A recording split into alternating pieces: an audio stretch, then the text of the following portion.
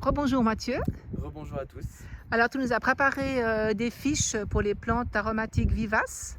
C'est ça. Je te remercie beaucoup. Avec plaisir. Donc il y aura tous les renseignements pour chaque. Prochainement dans un mail. D'accord, je pense. super. Je vais On te va le transmettre aux membres. Mhm. Et puis là, ce que tu vas nous montrer aujourd'hui, c'est un peu comment les couper au fait. C'est Comme ça, ça, ouais.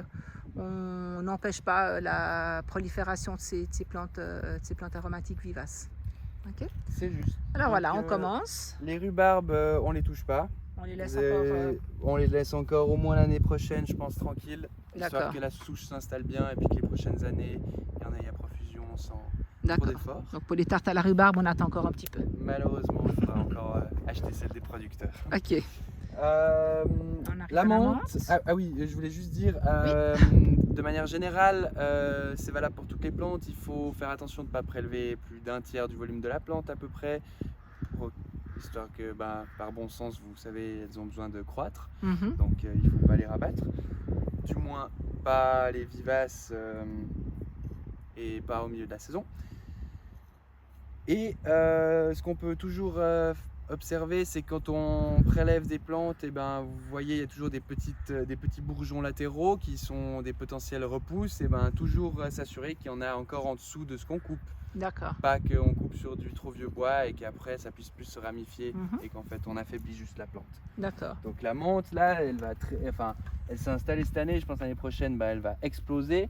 On peut venir prélever des rameaux juste au-dessus de jeunes de pousses latérales, comme ça c'est égal. Si vous en avez besoin de beaucoup, vous pouvez venir là au-dessus de branches. Okay. C'est pas un problème, ça pousse comme de la mauvaise herbe. D'accord. Là on a du laurier. Là on a du laurier, on le touche pas. Le laurier, on le laisse encore grandir. On va le laisser. Petit. C'est un arbre. Ouais. On va le laisser devenir un arbre. Voilà, la sauge. La sauge, vous voyez, il y a toutes ces petites pousses là. Et en fait, si vous avez besoin juste de 1-2 feuilles, c'est très bien de venir chercher 1-2 feuilles. Vous prenez des belles, juste arracher ou couper, c'est plus propre au besoin. Mais c'est quand même important qu'il y ait des gens qui viennent des fois prélever et favoriser la ramification de ces plants en prenant une pousse apicale comme ça et venir couper au-dessus d'un départ latéral, voilà, de départ latéraux, histoire de favoriser la ramification des plants. Très bien. Le thym, celui-là il est en mauvais état, tout ça c'est très sec, probablement mort. Donc ça va être nettoyé, je pense, par les maraîchers. Et puis sinon, quand il fait des belles pousses, parce que là c'est pas glorieux, vous pouvez venir, vous voyez, juste couper des petites branches comme ça, histoire de pouvoir faire des petits bouquets pour le sécher, pour le conserver. Puis toujours s'assurer que dessous, il y a toujours des départs. Encore. Exactement, ouais. Les départs latéraux. Okay. Voilà. Alors, pareil pour la sarriette.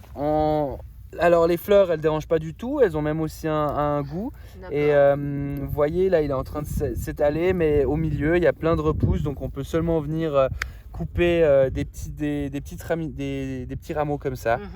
D'accord. C'est plus pratique pour le séchage. Ok, super. Alors la mélisse, ça pousse comme de rien. Vous voyez au milieu de nouveau, c'est plein de jeunes pousses. Oui. Donc on peut seulement venir prendre, si on voit une belle tige comme ça, on peut seulement venir la tige en entier quand même, en gardant quelques ramifications latérales à la base. Ok, voilà. Super. La livèche, elle pousse en une seule base comme ça. Donc les vieilles feuilles, si elles sont pas trop dégueu, privilégiez-les. Et sinon, vous venez choisir des belles feuilles et on les coupe le plus proche de la base possible sans abîmer les autres pétioles. D'accord. Comme ceci. Super, merci. Si des personnes veulent prélever de la lavande, des fleurs, là c'est par exemple un excellent stade. On peut juste la couper au tout début, juste au-dessus des dernières feuilles. Et après on peut les rassembler en bouquet pour les faire sécher et ça permet de désodoriser par exemple un local à chaussures. Voilà. Ok. Voilà, faut qu'on aille juste là-bas pour... Alors voilà, on a encore regardé pour l'estragon et puis ensuite on aura fait le tour c'est du exactement jardin. le même principe que jusqu'à maintenant. Donc on voit il y a la pousse de l'année qui est verte et puis le bois plus vieux. On vient pas taper là-dedans, sinon ça va pas repartir. D'accord. Et puis si possible, laisser quand même un peu du feuillage quoi. Voilà, par exemple, Et on pas- voit que on là il y a peut- une pousse latérale, alors Exactement, on peut juste pourrait couper venir juste au-dessus. couper là, D'accord. comme ça, Super. simplement. Très bien. Merci beaucoup Mathieu. Mais avec plaisir.